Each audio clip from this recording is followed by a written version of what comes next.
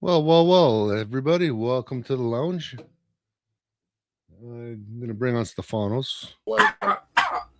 We're live. What are you Hello. talking? Where's our background?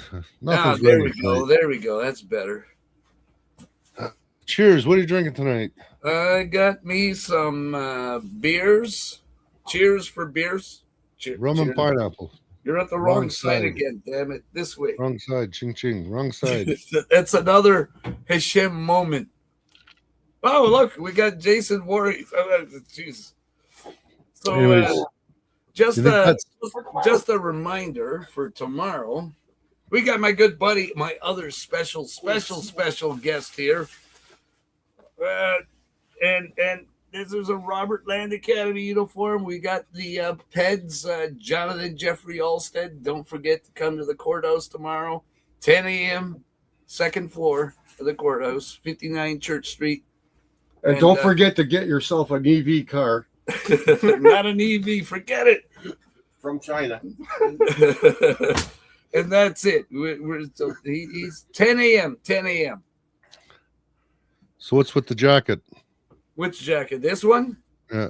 It's an officer's jacket from Robert Land Academy. So you got to be a pedophile to wear that or what? No, not all of them. Some of them. Oh, and of course you see here I'm a loyalist because that's Robert Land Academy also. So there you go. All right, guys.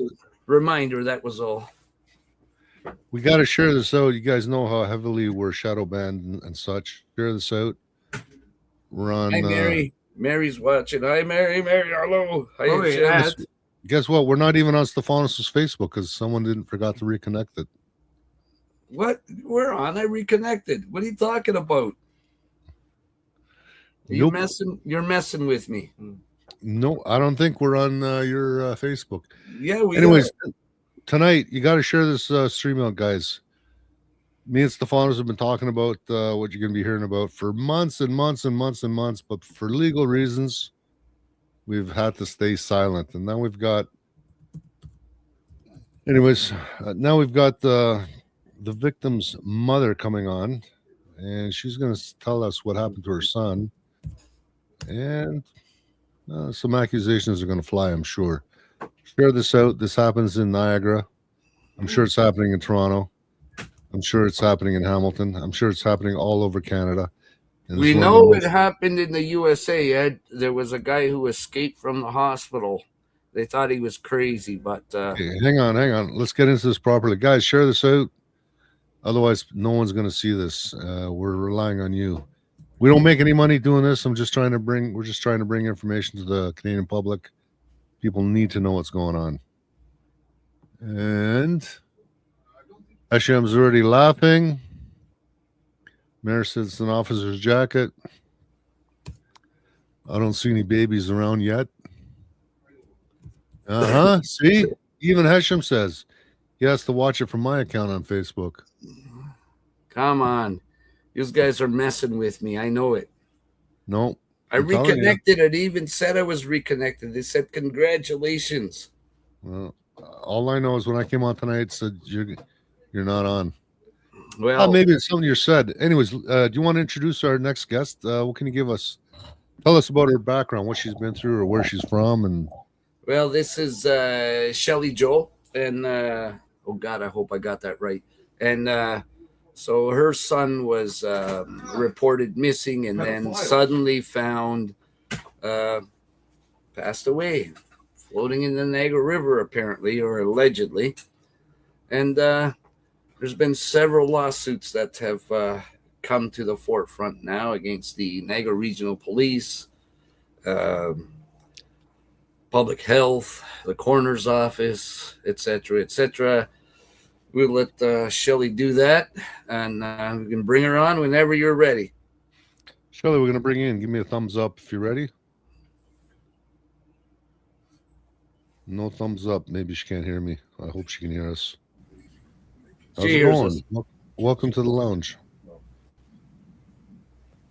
Can you hear us? Yeah. Hello. I hear you. Hi. Okay.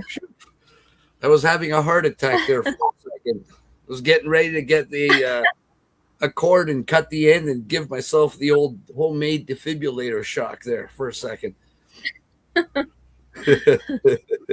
So, can you tell us what happened in Niagara region, and when did this Yeah. happen?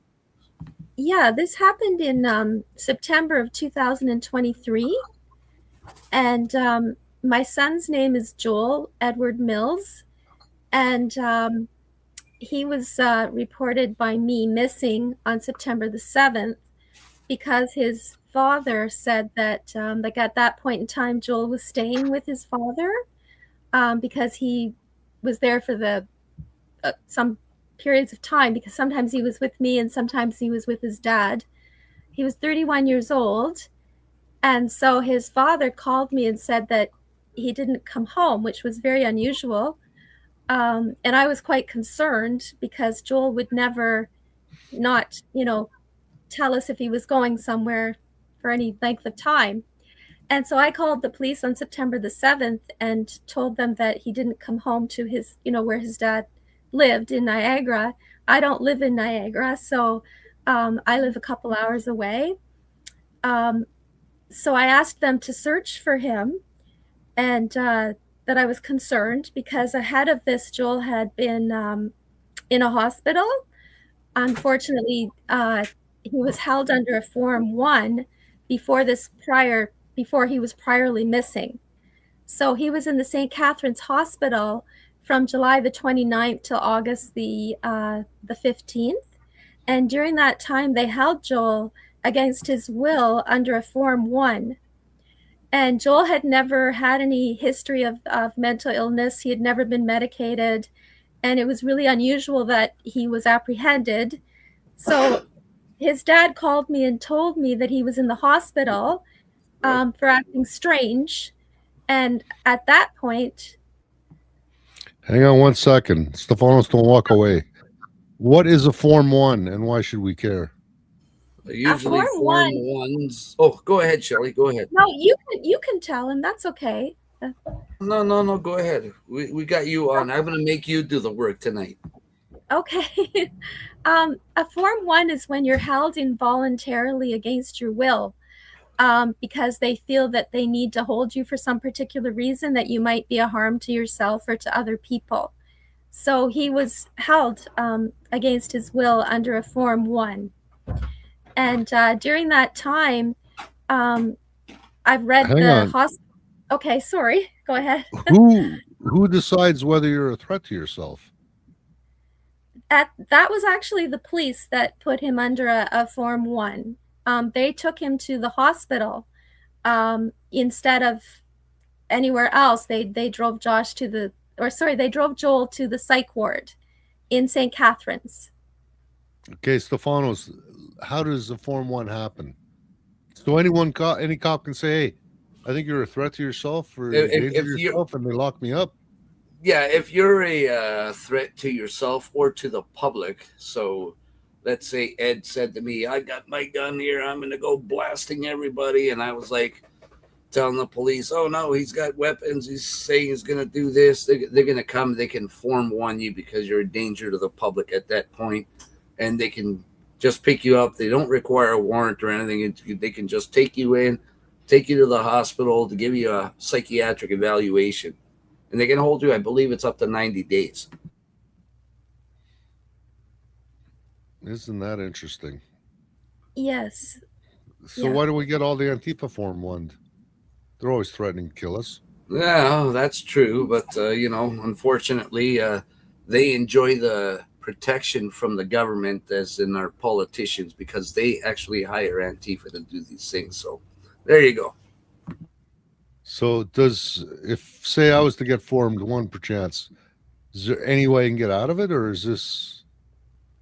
No, the only way you're going to get out of it is if the doctor clears you and says there's nothing wrong with you, or if there is something wrong with you, and this has happened, not saying they do it all the time, but they have had crooked doctors working with crooked police, and they end up keeping them in there. And just for a long time, there was a lady whose kids were kidnapped, and they went after her. Actually, her children were sold, and they made her life hell, kept her in. And this is going back to when they still had mental institutions and stuff, and they kept them in there and everything. And yeah, it's a crazy thing, but that's what they can do, and they'll clear you. If they're cleared, you're out. If you're not cleared, they'll keep you and treat you and hold you for evaluations and everything and med you up. And again, it's against your will. It's not voluntary by any way, shape, form. Okay, so what I'm trying to get here, people, is this is another reason why I got to share out this broadcast. I had no idea that they can pick me up just on their whim, based on what somebody else has said or somebody else's accusation. And I'd be quite upset, and I could see a doctor locking me up because I'd be pissed off if I got kidnapped by cops legally and then forced into a psych ward or mental institution. Meanwhile, I'm perfectly fine. So Yeah. if it happened to your son, we're all at risk of this, correct? Yes, because he had no history of mental illness or anything, and he told them he didn't want to be there and that he was feeling fine. He refused certain things that they wanted to do to him, like they wanted like samples from him, and he refused.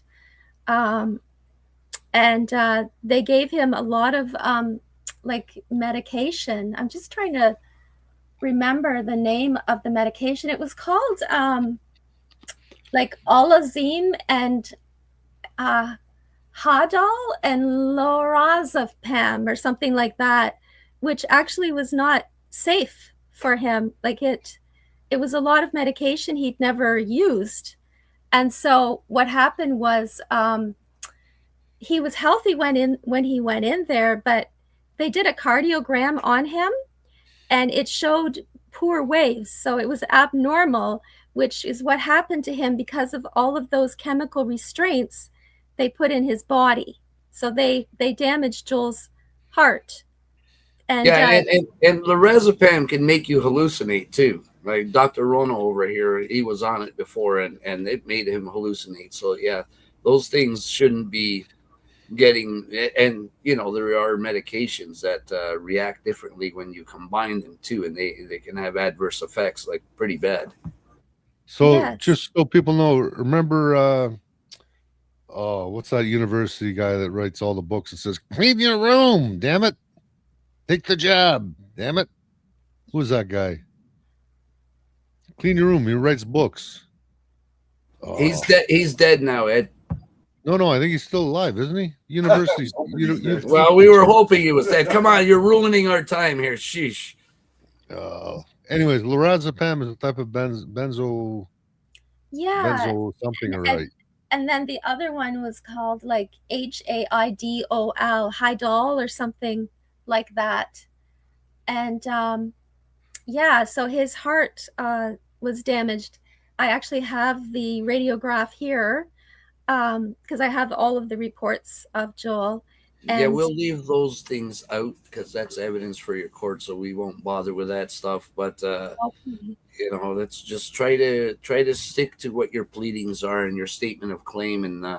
And speaking of that, I got an interesting question here for you. Well, because I did see in your statement of claim that when they found Joel's body, they had said that his hands and feet were waterlogged, but the rest of his body was not waterlogged, so it was not in the water, as they said. They pulled him out of the Niagara River, so he was not bloated and stuff like that. So you know, this was in no way somebody who slipped, fell by an accident, or committed suicide.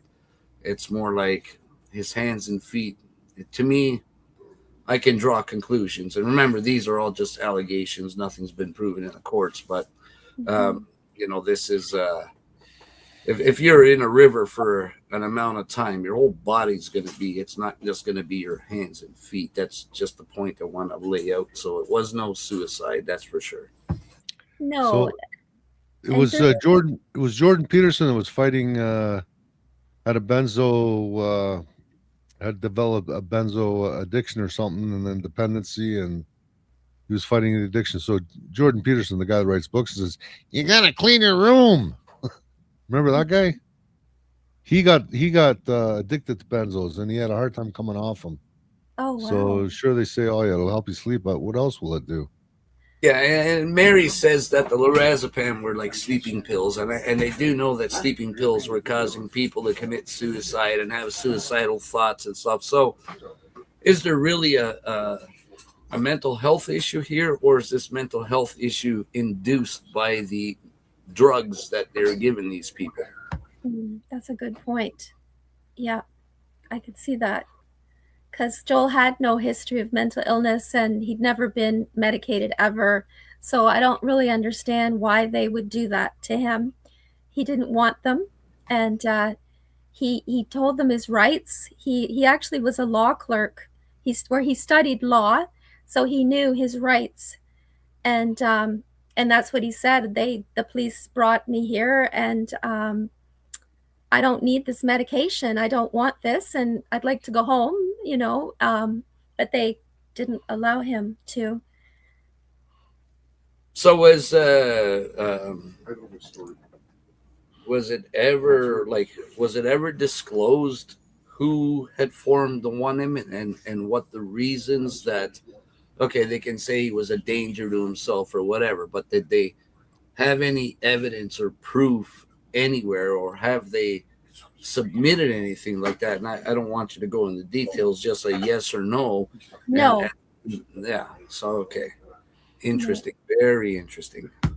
They actually said Joel was very cooperative and very pleasant, and he had no signs of suicide and no, intention of harming himself or anyone. It's all throughout the reports. So the next question that leads is then, why did they hold him? And that's the where did they hold him at? Do you know the name of the psychiatrist that treated him or gave him an evaluation or anything like that? Yes, I have their names, but I don't know if I'm supposed to speak them out. It was at the St. Catherine's Hospital psych ward. And I have their names, but because I've got some. Are they named in your statement of claim? Yes. Okay, then you can release the names. Yes. Okay. One is ANSTI, Ansti, I believe, and Krasnik. Krasnik is another one, and Proser is another one. So those are a few. So there was but it was ANSI, I believe. I think that's Ansti, that she put him under the Form 1. I feel reluctant to mention their names because I don't have them in front of me here.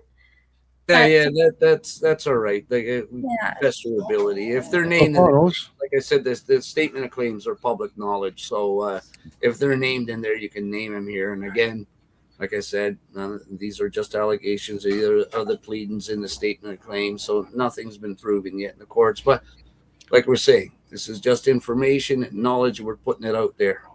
Yes. They did also. They ended up. I do know when they built the St. Catherine's Hospital, because that was a new hospital, and they filled that hospital up with a lot of rubber rooms. Let's say a lot of it is dedicated to mental illness. So what does that tell you? What do they know?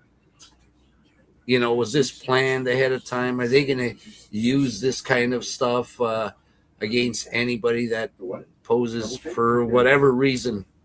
And, I like to bring up, if you remember in St. Catherine's a couple of years ago or so, there was a guy who was having a mental health episode. Police were called, and he had a butter knife, a butter knife. There was a bunch of cops. They could have used a taser at any time. They didn't. And he was threatening to stab himself with a butter knife. So the police opened up on him and killed him. So it's literally, we're going to kill you so you don't kill yourself. And this is the insanity of all this shit. And they always get cleared. So if there's somebody having a mental health episode, never call the police on them. Try to calm them down, Because every time you call the police, you are literally taking your own life or somebody else's in your own in your own hands. It's a bad thing to do. Stefanos, can I share that master timeline? Uh, The master timeline. the Yes. master timeline, is that entered in as evidence or anything, or is this just a? And does it just relate to the pleadings? This is we don't want to put evidence out, so evidence needs to stay with you. It's just what's in your statement of claims. If you want to give a quick rundown of the timeline, so to speak, of what's in your pleadings, sure. If you can do that. Yeah, because that's what I was sort of starting to do. So it started with the July the 29th to the August the 15th, when he was apprehended and he was placed under a Form 1. We talked about that and about his heart damage. And then on what they did when they released Joel was they released him under the care of the Niagara region. So instead of them letting Joel have a normal life and go free, they said you need to sign up and be a part of the Niagara region to assist you so that we can, keep an eye on you. And they wanted him to continue taking this medication that they had prescribed. So this was one of the things that he had to do in order to leave the hospital. So he did agree to that. And so they basically extorted him for his own freedom to go under these conditions. Yes, and he didn't want to. So they assigned him a counselor, and her name was Ashley Green, and he kind of used to make a joke about it, and he called her his babysitter simply because he didn't feel that he needed that counselor, but not that she was a nice person, but it was just Joel didn't feel that he needed to be in this program. So that's something that happened after his stay there. He was never totally free. Just a quick second here is, I don't know if you'd call this a question, but there's somebody here, Carol, says that if this happened in 2003, it would have been the old General. New hospital was not in operation until the early teens. So when did this happen? 2023. Okay, yes. So it's got nothing to do with 2003. This is 2023, Carol. Yeah, 2023. Yeah. So do you want me to continue, or should I pause, or should I keep going? No, go ahead. Sorry, I just wanted to point that out because I wasn't sure if maybe our audience heard it or whatever. I'd like everyone to get the proper information. Okay. So on August the 17th, it was Joel's 31st birthday. And so my son and I, my youngest son, because I have 4, we wanted to go to see Joel for his birthday. So we went down to see Joel on the 31st, and Samuel stayed with Joel for a week. But what's really interesting is that the OHIP bills that I received from OHIP, Joel's OHIP bills, shows that Joel went to an appointment on his birthday in Thorold to see a psychiatrist, Aaron Prosser, and Dr. Warzy, but Joel didn't go there. So that bill was for a couple $100, but Joel was with me and Samuel that day. So I found that was kind of unusual. And then on September the 5th, Joel saw his counselor, Ashley Green, and she said that Joel was in good spirits. He said he wasn't sleeping overly well, so she wanted to switch medications. I think he was on something different than olozapine, and so she was going to put him back on olozapine. So that happened just the day before, because on the 6th was when his dad said that he did not come home, September 6th, and Joel was seen at the Dollarama, which is near Jepson Street in Victoria. And he was walking behind the Dollarama store, and he was wearing a pair of black shorts and a gray t-shirt. And he seemed to be walking in the back. Now, I have partial footage of that, but the police would not give me the full footage. So there's a lot of gaps in that particular video. And I asked them for the full video, but they said because there's people in the video, they did not want me to have the whole video. So I got 7 seconds of Joel walking by. But what's kind of unusual to me is they could have blurred out the people's faces. And then it's not a privacy issue at that point in time. So anyway, so on September the 7th, Joel, apparently, I learned this not too long ago. He was in a hospital, injured on September the 7th. And the date, so the date of injury was September the 7th, and there's a box that you check if was the person deceased upon arrival, and the box is checked no. Joel was alive when he arrived at the hospital. And this was something that was never told to me. So I didn't know this, that when I called on September the 7th, I called the police. Can I just hold you just there for a minute? Okay. Just rewind a little bit. The video that you saw where they're trying to claim that there's people in the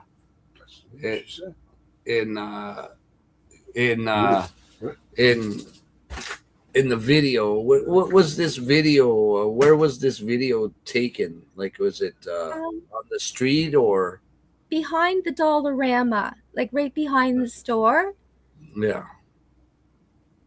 Yeah. So like it's like kind of like there's like a staircase behind, and he was walking up there. All right. So it's private property then, in other words. It's not private property because it's like public, because you just walk behind the Dollarama, and it's there.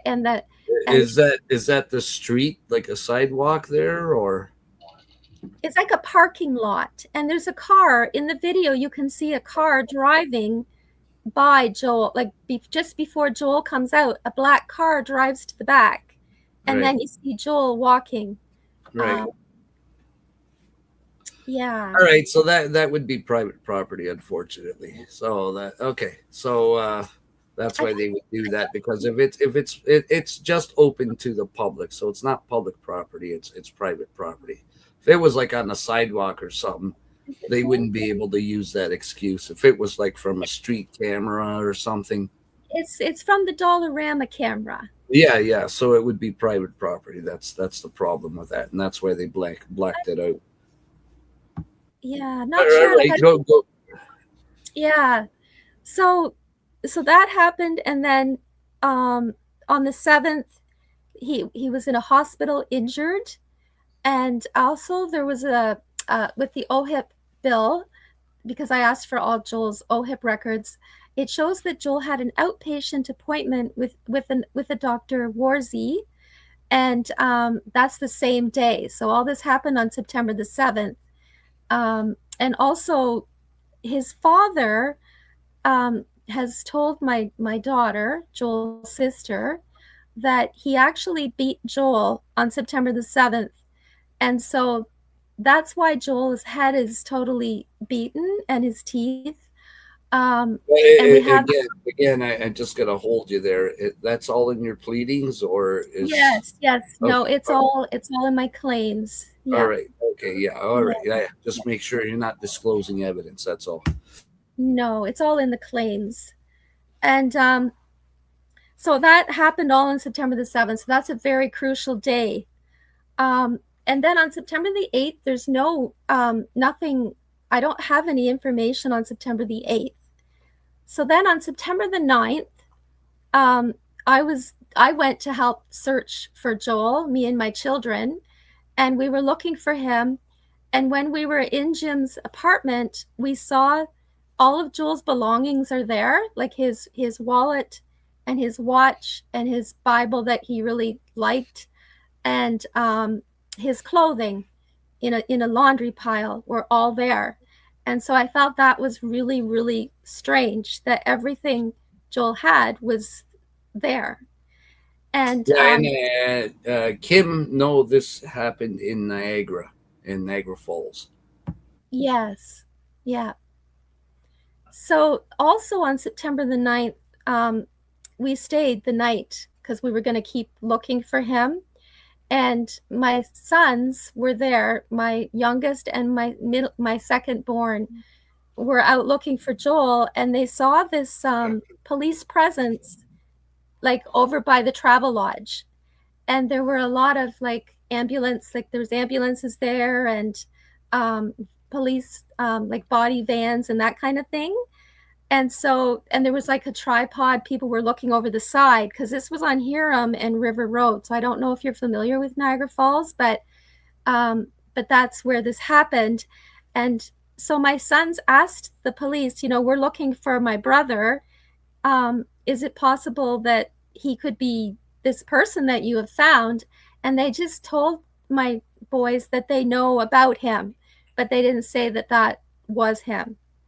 So as it turned out, there are witnesses there that saw that there were 3 bodies that were brought up from the gorge, not just the one. The one person that they found apparently was 19 years old, and he was apparently running away from the police, and he jumped that particular person. So because Joel has his tag, his body tag says that he was in the morgue on September the 9th, and the College of Physicians also said that Joel was found on September the 9th. That's when I think Joel was actually like possibly found, but he was in the morgue. But the tag says found, like he was in the morgue on the 9th, but they did declare his death as September the 10th, which is kind of strange because that's not how it works. You don't normally die inside of the morgue. So it's really strange. So I don't know how Joel would have got from the hospital on the 7th, because there's no transportation records whatsoever throughout Joel's case. There's no transportation records to tell us how he got from one point to the next point. But it looks like something could have, like he might have passed away in the hospital. I also have this is also from the coroner, because I also have sued the coroner's office. They said that Joel was found deceased under the Mental Health Act.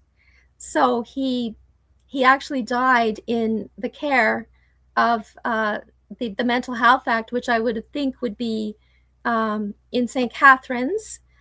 But again, I don't have that information because they haven't disclosed that to me. And on the missing person police report, they have redacted the locations. So it says closed, who found redacted, location redacted. So the police are not disclosing all of the information to me. A lot of the information is completely like really redacted, and in all the police notes and the reports. So that's what happened up to that point. Should I continue? Okay, so then September 10th is when the police claim that they found Joel in the river. So they have several different locations. The first one was the wood pile. The whirlpool is another one.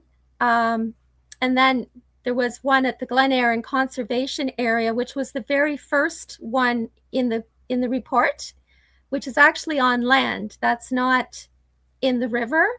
And there was a witness that saw a body on the shore, and the police were wrapping the body, and then they put the body onto some kind of a float, and then they took that body into the water, and they were dragging the body behind the boat. And that's something that's not in the police reports. That's from a witness that saw that. And they told me about it, and it's also on Niagara 411 on their page as well, that information. And they also have the site, the September the 9th on their site there as well, talking about the 19-year-old, and then someone mentioning, why is nobody talking about the other 2 bodies that were found? So this doesn't match what their report is saying. Another place they said was the Queenston Boat Dock ramps, which is headed towards Lake Ontario. And so that's where they claim they saw him floating in the water. And that's like, it was between Canada and the United States. And that's where they say they took him from the water, and then they brought him to a pump house. And that's where they were taking all the pictures that I'm talking about. There's pictures of Joel coming in a boat, and then pictures of Joel on the stones, on the gravel. And you can see Joel's, when he's like facing on his back and on his stomach. And that's where I can see all of these things that happened to him that are not in any report, like not in the autopsy report. The police did mention some things, but not all of it. And it wasn't typical of someone that drowned. Joel had a beard. The beard is shaved. He has a stab wound on the head here with pen marks outlining it, pen dots. And then he has, on the back of his head, he has a stab wound, clean cut, not like from a rock or anything like that. Same with the front. And then on Joel's nose, his nose is broken, which is not in the autopsy report as well. And there's string coming from his nose. And then when they turned Joel over, Joel's rectum had surgery, and it has gauze in it. So it's a clean cut, and it has gauze inside of it. So this would not be from the river. Like, the river can't take Joel's beard off, can't put pen marks on his wound, and, do an operation on his rectum. And on his side as well, it appears he had surgery on his side as well. And there's a little bit of intestines, it appears, coming out there. So the police wanted to say that everything that happened to Joel happened from the whirlpool. But that's not possible from what you can see with his body. Joel was found with no clothes on, and all of his clothing were at his father's house. The t-shirt and the shorts were there. And also there was a pair of green pants that was mentioned in the OPIRD report with pockets that Jim said that he was wearing, were also on the floor there. So, and they were damp, and his Bible was wet. I don't know how all of this ended up at his house on the 9th of September. Like, I don't have that information. But I did tell the police, because to me that was important for them to know so they could investigate. His backpack was there too, and it was wet. And I asked if they could do some DNA, and they said no, because they weren't treating this as a homicide. They were treating this as a misadventure.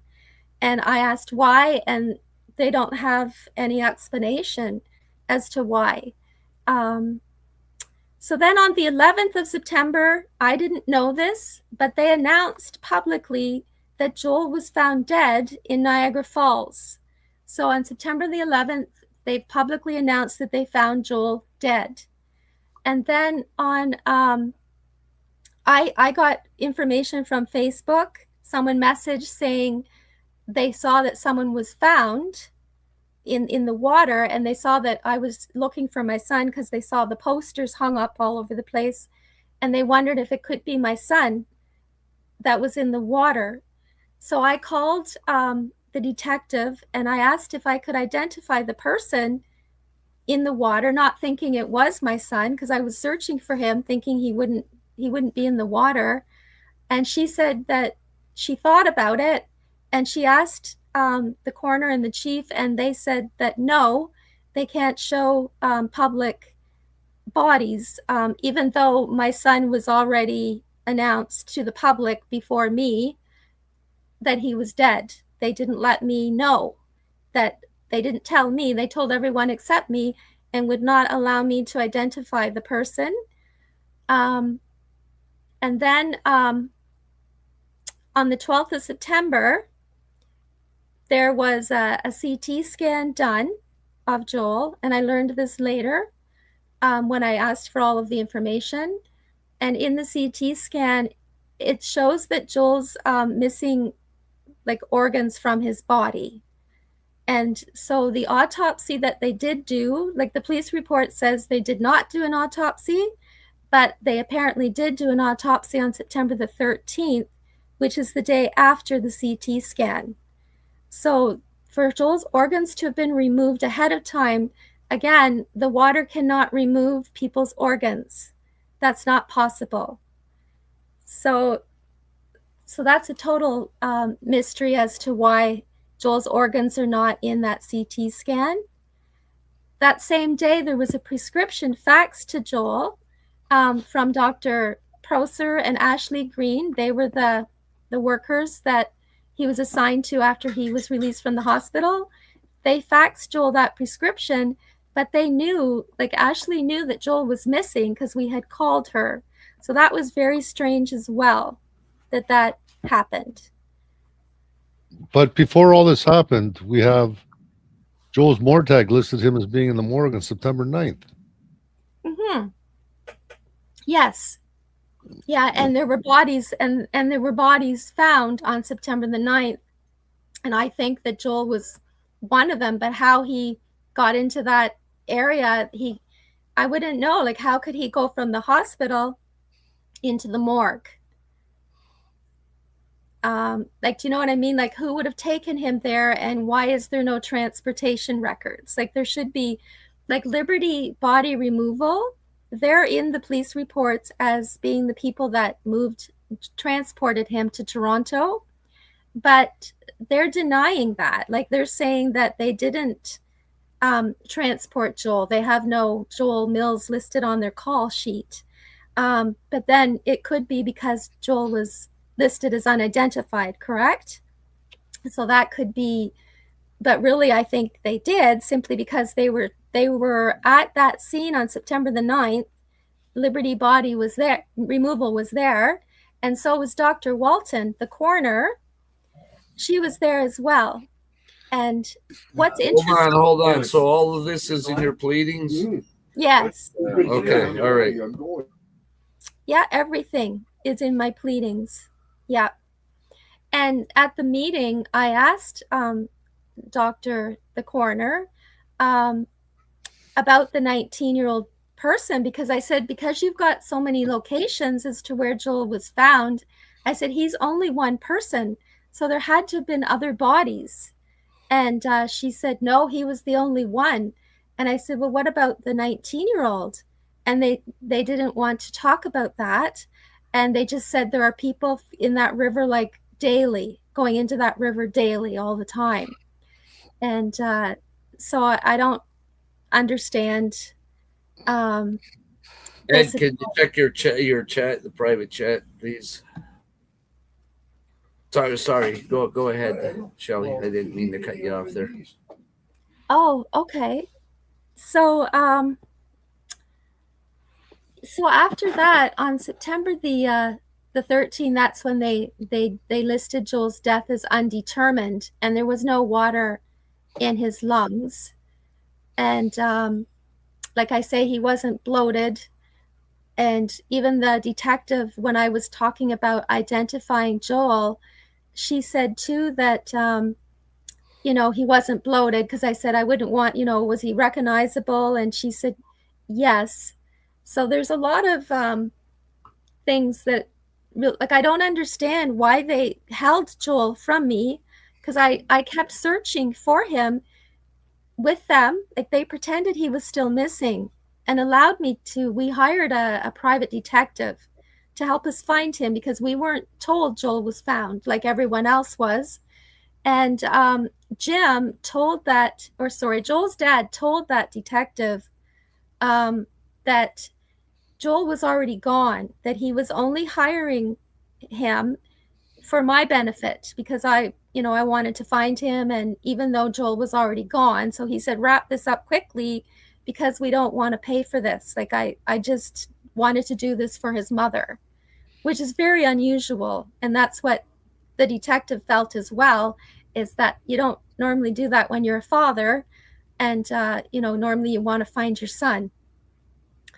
And so he swore an affidavit saying that as well. So it looks like his dad knew all about this, but he wasn't being forthright with us. And it's been a very horrible experience, thinking that this all happened to Joel, because Joel didn't deserve this, because he was a very kind-hearted and loving, happy person that didn't deserve this to happen to him. So I asked the police while he was still we still didn't know where he was, if they could put up another poster of Joel, because I wanted them to see him, when he had his beard and his curly hair, and a nicer picture. And they did. They actually hung another picture the same day, because they announced Joel passed on 2 days. The 11th was the first one, and then on the 18th, and then again on the 20th. So why they put up another poster on the 18th is really unusual as well, because they already had him. They knew where he was. So that's what really troubles me, is why did they do this to me, and why did they do this to Joel? Because this isn't normal. You normally tell the family once you have the person. They knew it was him. He was announced publicly, and this is why this is very bothersome to me. So how many days did it take that they knew? They knew that there was a missing persons. How many days did it take police to actually even contact you, let you know that they found them? They never told me. The police never ever contacted me, ever. I got a call from his dad on September the 20th telling me that Joel was in the morgue and that he had a misadventure. So you had a missing reports out on Joel, and the police never contacted you when they found him, discovered him? No, they never contacted me. Identified him, and they never ever, to this day, never contacted you about that? They've never contacted me. Wow. And so I contacted them after Joel's service, and I asked them, why did you not contact me? And they said, well, we told his dad, and his dad felt it would be better if he told you. And I said, no. I said, you knew that I wasn't comfortable with his dad, that I'm suspicious of his dad. His dad was an abusive husband, an abusive father, which is why I divorced him in 2003, and didn't want to be told by him. And they just said that that's the way it was, that's too bad. I said that was wrong. They were supposed to tell me. And especially because they knew immediately. Even in the reports, it shows that they were pretty convinced it was Joel. And at the coroner meeting, the coroner also said we pretty much knew it was Joel. And even on September the 11th as well, I learned just recently through the coroner disclosure that they actually had identified Joel September the 11th. They didn't even contact the ontologist until September 20th, the day that they told Jim. And in that ontologist report, it says we were contacted on the 20th of September to do to identify Joel. And so all they had was some electronic information with his teeth. Like, they never looked at his body or anything like that. It was all done through radiographs. They said that, yeah. So if you want to pause a sec, Ed, if you can bring that up. Shelley needs funding for legal fees. This is, you can imagine the enormous fight when you have several government agencies that you're up against.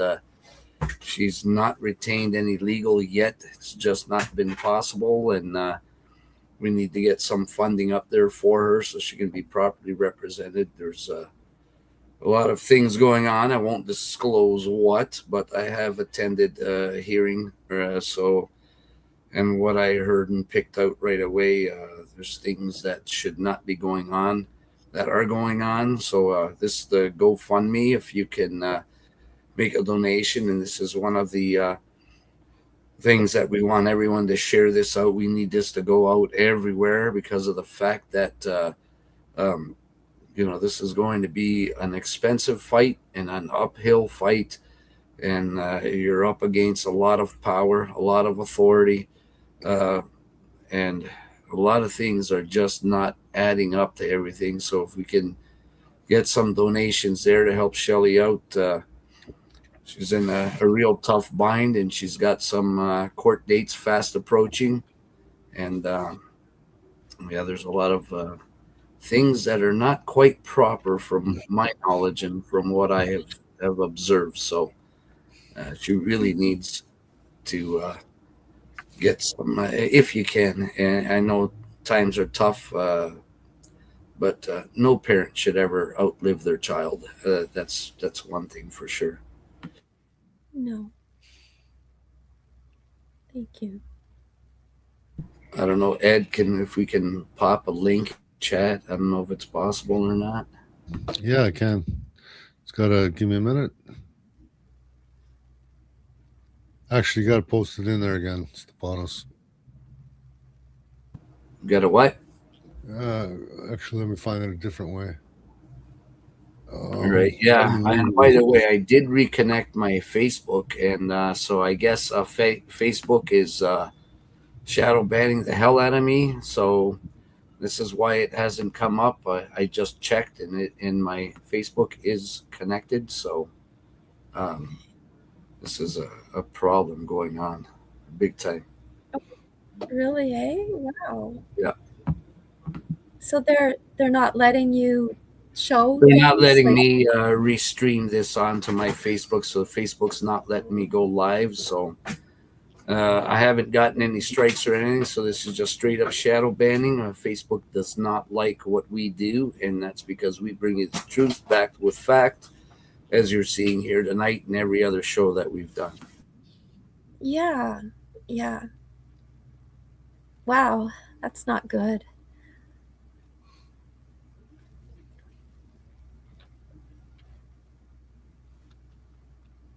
Yeah.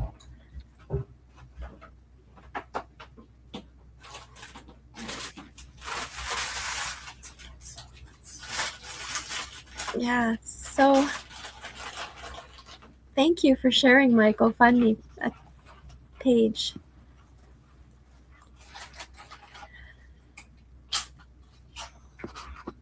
I don't know. I'm trying to find the link again. Oh, this is tough. Need an SUV. Need an SUV or pickup. Top surgery. The footballer, though, he gets $50,000. It's not interesting. I can't even find this on GoFundMe right now.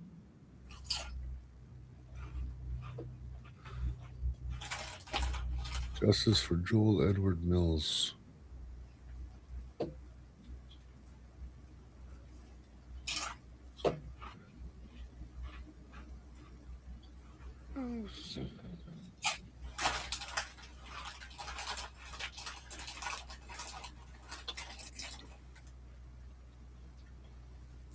Oh, I found it.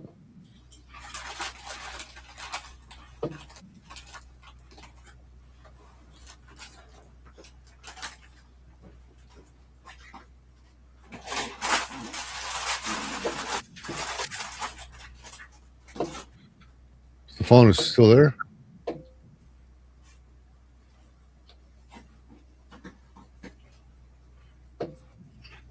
Yeah, sorry, I just was reading an email. Sorry, it was an update from an association or for Ontario that got a response from. I'll grab the link, Ed, and I'll come on to your Facebook, and I'll post it in the chat. I'll see if I can post it through StreamYards also.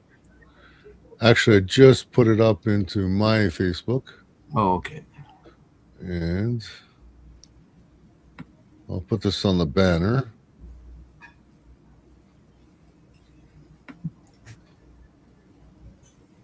There's the link. Actually, maybe I'll stop it from scrolling.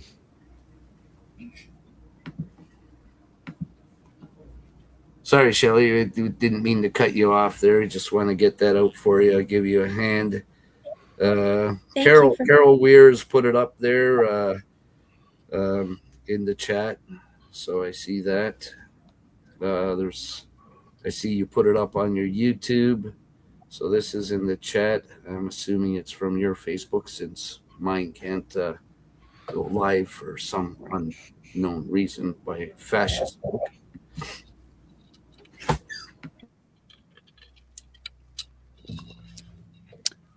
A lot of odd things going on. Stefanos, anything you can read into this? Yeah, I've been holding these pedophiles in the provincial government, Doug Ford, Paul Calandra, and Sam Goofsterhoff. Sorry, let me rephrase that. Not pedophiles, pedophile protectors. So I've been rather harsh with them and holding them to account in office because they want to harm every child in Ontario and make them victims to predators in private schools. They refuse to do the most simple of legislative change. So they must have given Facebook the order to block my stuff and not let me go live. So that's all I can think of. Shadow ban the hell out of me every time I hold in government to account. And unfortunately, that's the communism that we live in today in Canada and Ontario and every other province in Canada, countrywide. Anyways, I won't get into that. But go ahead, Shelley. Sorry. Yeah, I'm sorry to hear that. That's awful that that's happening. Yeah. Comes with the territory. Yeah. Wow. So right now, are people not able to see the story? It is a Carol Weir did post it, so that's right here. So she's got it in the Facebook, and Ed's got it up on the YouTube. So unfortunately, I'm not sure if it's up in Rumble or not, but okay. Wow.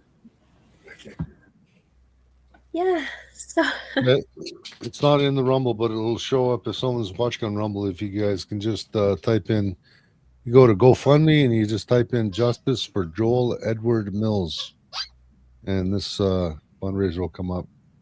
Yeah, Shem's put it up also. Yeah. Oh, thank you. Thank you for helping. Can you guys hear the dog in the background? No, I thought I heard some squeaky toys or something. I don't know. I thought you were past the hot tub age, but I'm not sure. Never know. Bubba, knock it off. That's Bubba playing with a squeaky toy. All right, what else can we talk about this case? Well, so on September the 22nd, the morgue in Toronto, they released Joel's body to Jim Mills, not me. I'm his next of kin. And so that was something he was not the next of kin. But they released him at 12:30 in the morning. And they sent his body to Thamesford, whereas the funeral home is actually in Woodstock at the Brock and Visser Funeral Home. Now, they said that was just a clerical error, but I don't understand how everything is a clerical error, because that's what they're saying whenever there's some kind of something that's not quite right. They generally say it's a clerical error. And also, from my understanding, I spoke to a person that has a funeral home. He's a director of a funeral home, and he said they don't release bodies generally that early in the morning from a morgue. And so that's just something I just felt was also kind of strange. I got a call, or actually my second born son got a call from the director saying that they had Joel's remains, but they did not want me to see him, and they didn't want any of us to see Joel. They felt that it wouldn't be good because of the condition of his remains. But I was adamant to see him because he was my son. And, I love my son, and I wanted to be sure they had my son. And so I said, no, I want to see him. I have to see him. And so we went there on around 6:00 in the evening on September the 22nd, which was a Saturday, I believe. I think. Was it Saturday? I think so. And we had to sign a waiver because they didn't want us to see him. And so we signed a waiver, and then we went in and they apologized to us because he was smelling, because he was very decomposed, and they did not sew him. They didn't sew his body up. They didn't take care of my son, his remains. And so when I got there, I saw Joel, and he was wrapped in cloth, like shrouded, they called it. And he was, they were apologizing for the smell, but I was just more concerned with the fact that my child was laying in there in that box. And I wanted a piece of Joel's hair because he had lovely curly hair. And so I lifted I lifted up the sheet, and there was no cranial. It was gone. And so, of course, there was no hair. So I quickly covered it back up because I was horrified. And I also saw the stab wound on his head. And my children did as well. But we saw his beard was gone, and we asked, what happened, and they said that it was the coroner that probably shaved his beard. He wasn't looking good. He looked terrible. His mouth was open, and he was like screaming. His nose was broken, and he was a different color because they didn't embalm my son, and they didn't sew him up. And I saw the autopsy photos later too. And so I saw that he was left open, and I asked for some pictures of Joel sewn up, but they didn't give me any more pictures that would show that. Oh, and the other thing, I learned something too from the funeral director. I showed some photos too, and he looked at them and he said, that's not the way we normally do our incision. Normally they do like a Y, like this, and straight down, but Joel's cut just like straight down and open like that. And everything is gone completely. And that's not usually, it's called a European autopsy. That's what the funeral director told us. And that's why it looked like that. He also felt that this looked like not normal. And he said he's never seen pictures like this before. They have pictures of Joel on, before they cut Joel, on a steel platter. And the man said to me, I've never seen this before, which I don't really know anything about that, to be honest with you. I just asked to see his autopsy photos, and they gave me 18. And they removed Joel's brain completely. And I don't know. I know when I saw it at the meeting, my significant other said, why did they take Joel's brain? And she said, just to check for, what happened to his head or that kind of thing. The lady that did the autopsy left the meeting, and so we were never really explained everything. We just were listening to the coroner give us some kind of explanations that she understood could be the reasons for these things. But Joel was not an organ donor. He wouldn't want people to take his organs. And the man said that generally when they go to a funeral home, they normally put the organs back into the body, and usually they sew them up. That wasn't done for Joel. And so his body was not treated properly after he died. He was basically, you know, it's like he was mutilated, to be honest Yeah, with he you. was mutilated. His body was desecrated, if you ask me. That's really insane. Again, is that in the pleadings or is that evidence? You gotta be Um, careful I what have, you're saying here. I have it in the pleadings. Everything, yes, I believe it's all in the pleadings. And yes, yeah, this is something that I saw with my own eyes, and what I don't understand. And I've always asked for explanations. Like I wrote to them when I saw the CT scan and I noticed that Joel's organs were not there. I asked them, like, where are my son's organs? Like, could you explain to me where they are? Because Joel was not an organ donor. And they never replied me to this day. They've never explained. Pardon?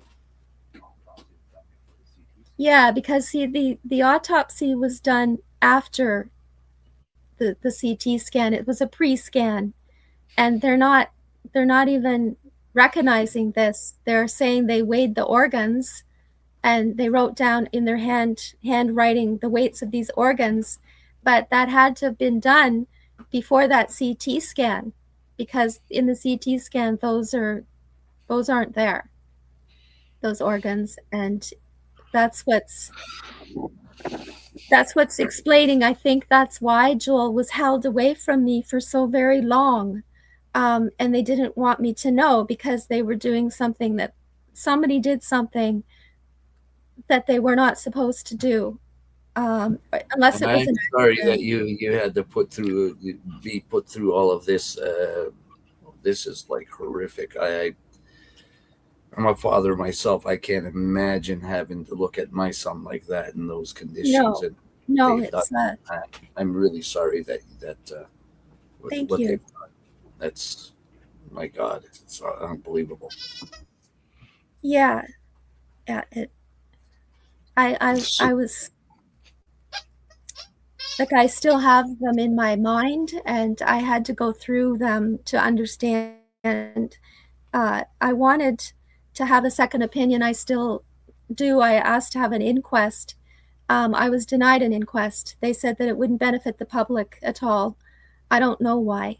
That would not, I think it would benefit the public a lot, to be honest with you, because this isn't the way families are supposed to be treated. And our loved ones are supposed to be properly handled in their death, right?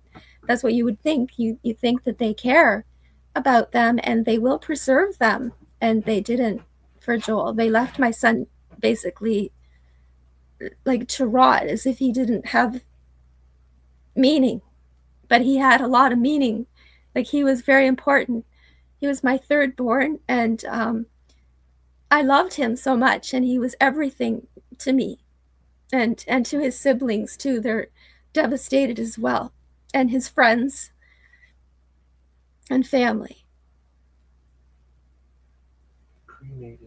And he was cremated actually on September the 25th, and that odontologist report was not complete until October 3rd. So that's kind of unusual, because they told me the reason that they didn't let me have him was because he needed to be identified. But then I asked them, but why did you announce publicly that Joel was dead on September the 11th? You knew that was Joel and you told everybody, but you didn't tell me. Like, why have you done this? And why pretend that he's missing when he's not, right? Like, who does this to someone? Like, what kind of a people behave this way? And why was I treated like this? Like, and why was my son treated this way? Like, if I had known Joel was in a hospital, I would have went there to him immediately to be with him and to protect him. And they took that away from me, his mom. Like, that's so disrespectful and cruel to do to me and to my family and my son. And it's really, to be honest with you, extremely unforgivable. This is like horrific. It's beyond horrific. I can't even believe what I'm hearing. I knew some of your case, some of the things, but I didn't know the extent of all of it. It's just like unbelievable. Um, Yes. Guys, if again, I posted the link in Ed's Facebook. If you can find it in your heart to donate, please do, because she really needs help. This is a David versus Goliath, beyond and then some. Uh, the Niagara Regional Police need to be held accountable. So does Niagara Regional Public Health need to be held accountable. The coroner's office, everybody involved needs to be held accountable. This is absolutely unforgivable. This is beyond belief. I can't believe this. Yeah, it's hard. It's like and I'm very upset because I've been trying to find legal counsel and nobody will take my case. Like, nobody's willing to take it. And I started to think there must be something wrong with me, or maybe I'm explaining it wrong or something.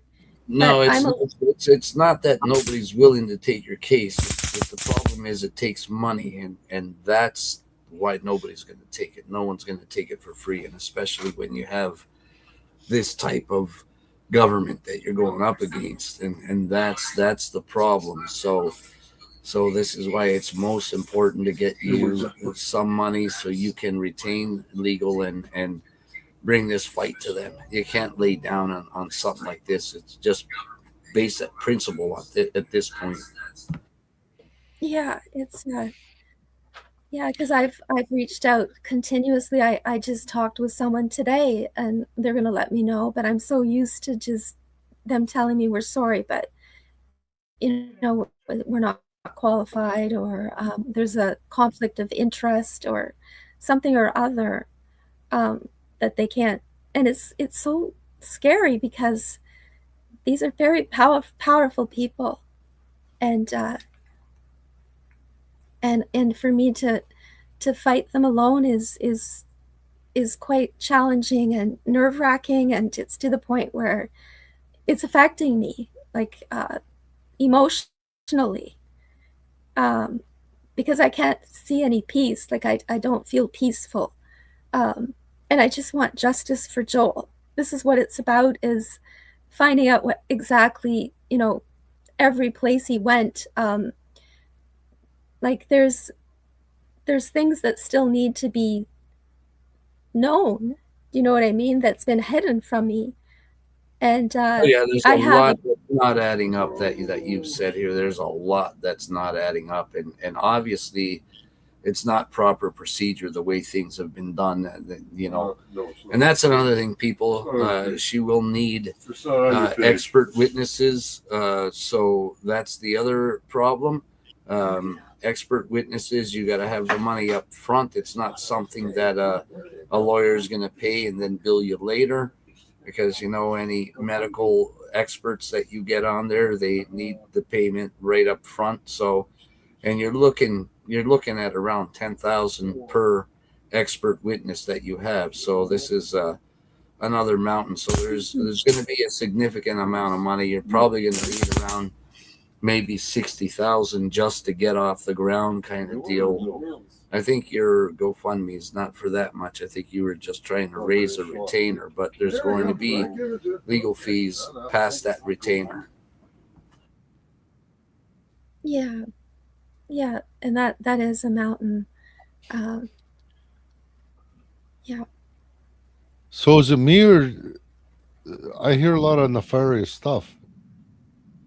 A lot of what, Ed?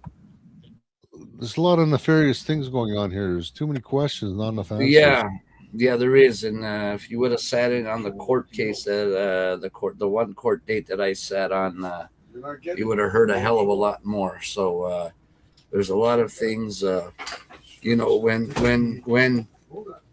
if you ever find yourself in front of a judge they'll tell you this right now. You need legal representation. Don't listen to these idiots that are some paralegals out there that are telling you to be self-rep and lawyers are paid by the government. That's all bullshit. Don't listen to any of that garbage. That's all lies. You absolutely need legal representation by a proper lawyer or a proper paralegal that's out there for your case. And this case, since it's in the Superior Court, it's outside the scope of a paralegal unless they have a resident lawyer at their firm. So it's outside their scope of the practice. So this requires a lawyer, period. There's no way around it. And when you're at court, you need to know all the rules. So you got the Law Society's rules of what lawyers and paralegals can and can't do.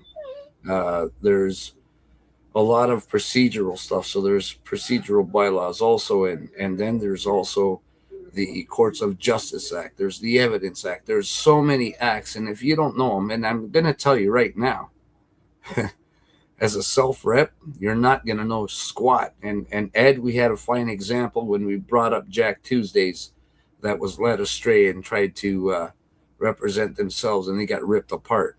It's not a judge's job to say if a lawyer on the defense or anyone else is doing something they shouldn't be doing. It's not up to a judge to stop them and point it out. This is why you have legal. So if they're doing something outside the acts that govern the procedures and everything else, you need a lawyer or you're just done right then and there, because a judge won't stop it. A judge's job is just to review the evidence, hear the evidence, and then make a ruling. That's the bottom line. Yes, I I want a lawyer. I'm trying to get one. Yeah. So Jack Tuesdays, they tried to keep that bar restaurant open, and he ended up getting hit for about $25,000, I believe. In the end, he was on the hook for. Yeah, and the whole thing was, you heard all these people saying, Bill of Rights. Wipe your ass with the Bill of Rights, because it has no weight. It's got nothing. It's the court or the Constitution that matters, and the Bill of Rights is just a persuasive Constitution. It's if you look at the Charter and the Bill of Rights, they're almost identical. So, and Bill of Rights only applies to federal. And it only applies if the legislation states that the Bill of Rights applies. If it doesn't apply, period. So the Constitution always applies against government. And this is why Jack Tuesdays got screwed, because the Bill of Rights does not apply to provincial offenses. So beware. Do your research. Don't be dumb. Don't listen to anyone. And I always tell all of you, don't listen to even what I say. I'll show you the proof. I'll show you the facts. I show you the evidence when we speak about things. So beware. Beware of who you watch and what they say. And I would encourage every single one of you to do your own research. I know research sucks and it's easier just for somebody to tell you, but always do your own research. Don't be led astray. Okay, is there anything else we want to cover? I want to keep this video a little bit shorter so people are more likely to share this out, so we get more attention brought to this issue. And Shelly, is there any more to this, or I have problems putting more out because this is such an important case. It's unbelievable what they've done. I just can't believe it. Yeah, I could mention that some people went missing after Joel. The funeral director was missing, and she was found in I think about a week. She was missing, and this was after I had my coroner meeting in September 2024. She went missing just shortly after that, and I had mentioned that she told me that his shoulder was dislocated, whereas they're saying, well, that had to have happened after death, because it wasn't, they're saying. And then I felt it really weird that she was missing, and they found her in a graveyard, someplace in Brantford. What? Like on, She passed away or was found or what? she was alive. She was alive, but she had some kind of a something happened to her mentally, and she's found and she's safe. But something happened to her. She no longer works for Brockenvisser Funeral Home either. But I just felt that was really strange that she also was missing, and they found her in a graveyard. And I did go to the funeral home looking for something of Joel's, and I asked about her, and I was told, by the person that owns the funeral home, that she always remembered Joel because she'd never experienced something so like that before. It was kind of like her first rough experience. And she had been doing that for a long time, so it was really strange that they did find her, but she was upset, and something really must have driven her to go missing and find her in a graveyard, which is strange. Absolutely. Well, I would, if I was you, I'd be suggesting she's going to be one of your witnesses.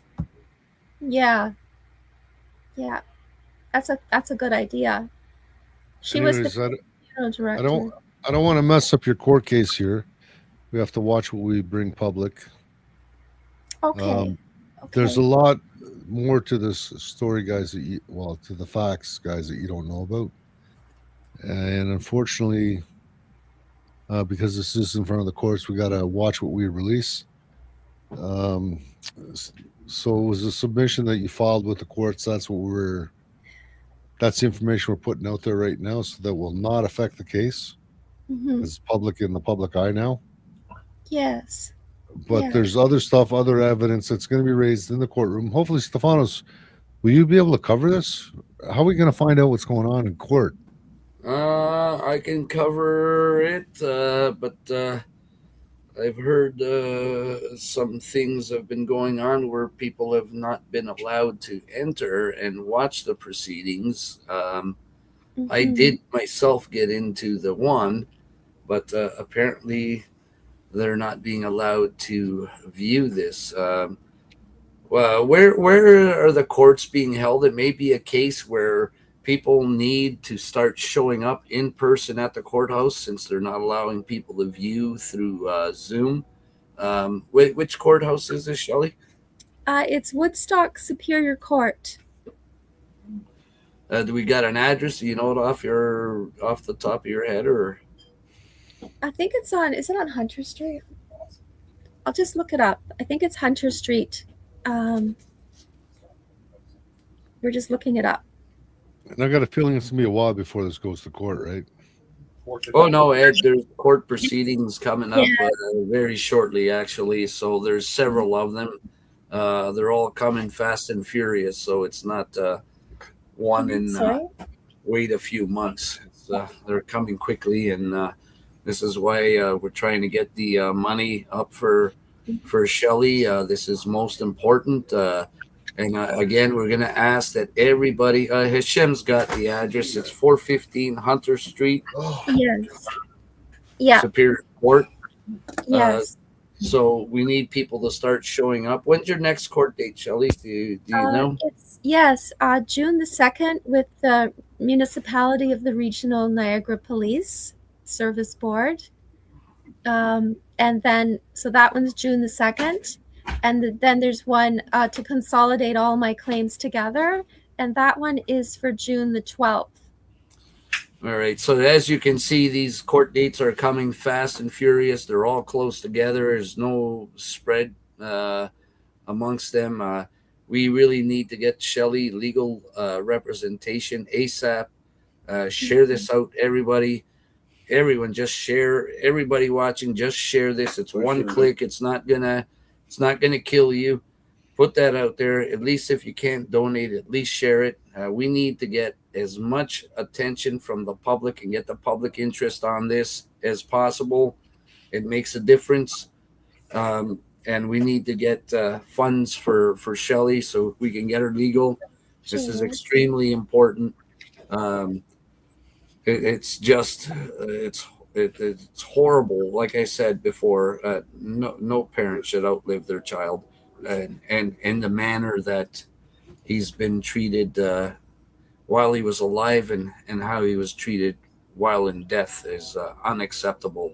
This is There needs to be accountability here, no matter what. So we need to get this out. We need to get some funds for her. We need to get her a lawyer ASAP. Yes. Alrighty, guys.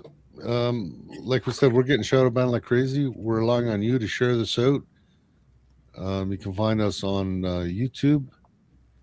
On Rumble, it's The Lounge with Stefanos and Ed. Jamnisek. And you got us here on Facebook. So let's see if we can bring some justice for this kid, because this young man, I don't think he did anything wrong, did he? Or was it just a matter of No. wrong place, wrong time? Yeah, he did not do anything wrong. Wrong place, wrong time. He was a very good man, and we miss Joel, and I need justice for Joel. If this can happen to Joel, it can happen to any of us. Yes. All right, I'll leave you on that note. Stefanos, Thank you so much. thank you for coming on. It takes a lot of courage. Thank you Stefanos, for final coming. comment? Again, just donate if you can. Share the hell out of this. This really needs to get traction here. Wow. It really needs to be brought forward. This is a horrific story, a horrific situation for Shelly and her family, and most horrific and most sad for Joel himself. What's gone on? Oh my God! I'm at a loss for words. I can't believe what I've heard here tonight, and it's a tragedy, a travesty, and everything else in between. It's horrible.